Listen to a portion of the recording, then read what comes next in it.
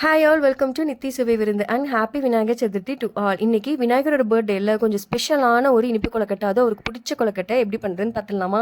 சங்குப்பூ கொலக்கட்டை தாங்க பார்க்க போகிறோம்.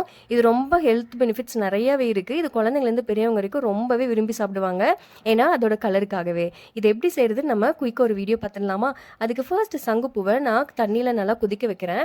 இது பார்த்தீங்கன்னா நல்லா இந்த மாதிரி ப்ளூ கலராக வர வரைக்கும் கொதிக்க விட்டுருங்க.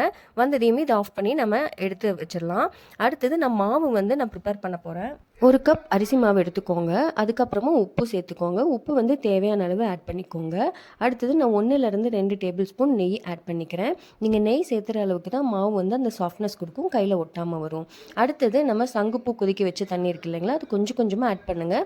ஒரே தடவையில் நீங்கள் ஆட் பண்ணிட வேண்டாம், அது கட்டி சேர்ந்துடும். இந்த மாதிரி ஸ்பூன் வச்சு கட்டி விழுகாத மாதிரி ஃபஸ்ட்டு கலக்கிடுங்க. இப்போ பார்த்தீங்கன்னா மாவு நல்லா சாஃப்டாக கையில் ஒட்டாத அளவுக்கு வர்ற அளவுக்கு நீங்கள் கலக்கிடணும். இப்போ மாவு பார்த்தீங்கன்னா நல்லா ரெடி ஆயிடுச்சு. இந்த மாதிரி இதை நம்ம எடுத்து வச்சிடலாம். அடுத்தது நம்ம பூர்ணத்துக்கு வேணுங்கிற பொருள் எல்லாமே நம்ம ரெடி பண்ணிடலாம். ஃபர்ஸ்ட் நான் கரும்பு சர்க்கரையை ஆட் பண்ணுறேன்.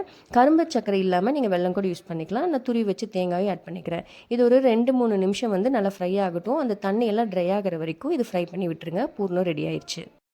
நம்ம ரெடி பண்ணி வச்சுருக்க மாவு எல்லாத்தையுமே இந்த மாதிரி ஒரு லீஃபில் நம்ம உள்ளே வைக்க போகிறோம். நான் இன்றைக்கி பாதாம் லீஃப் எடுத்திருக்கேன். நீங்கள் உங்கள் வீட்டில் எந்த மாதிரி லீஃப் கிடைக்குதோ இடபிள் லீஃப் நீங்கள் யூஸ் பண்ணிக்கலாம்.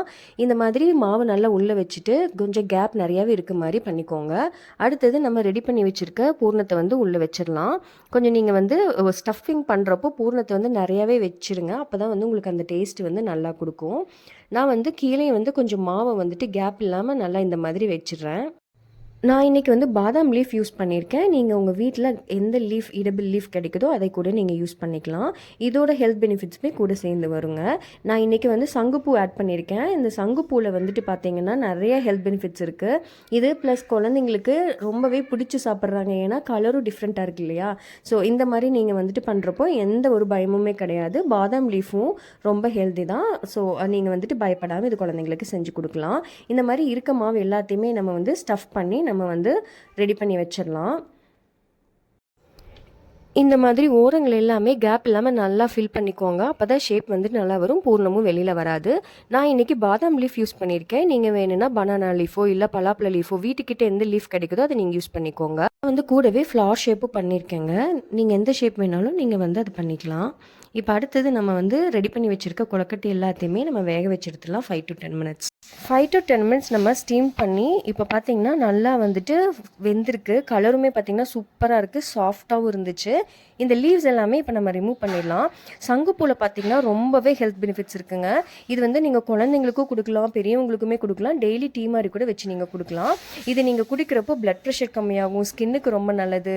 இதில் ஆன்டி ஆக்சிடென்ட்ஸ் இருக்குது, நிறைய டிசீசஸையுமே கண்ட்ரோல் பண்ணும். பிளட் ப்ரெஷர் இந்த மாதிரி நிறைய விஷயம் இதில் இருக்குது. இது நீங்கள் டெய்லியுமே கூட குழந்தைங்களுக்கு நீங்கள் கொடுக்கலாம், ரொம்பவே நல்லது. அவ்வளோதாங்க, சூப்பரான இனிப்பு கொலக்கட்டை சங்குப்பூ கொலக்கட்டை ரெடி ஆயிடுச்சு.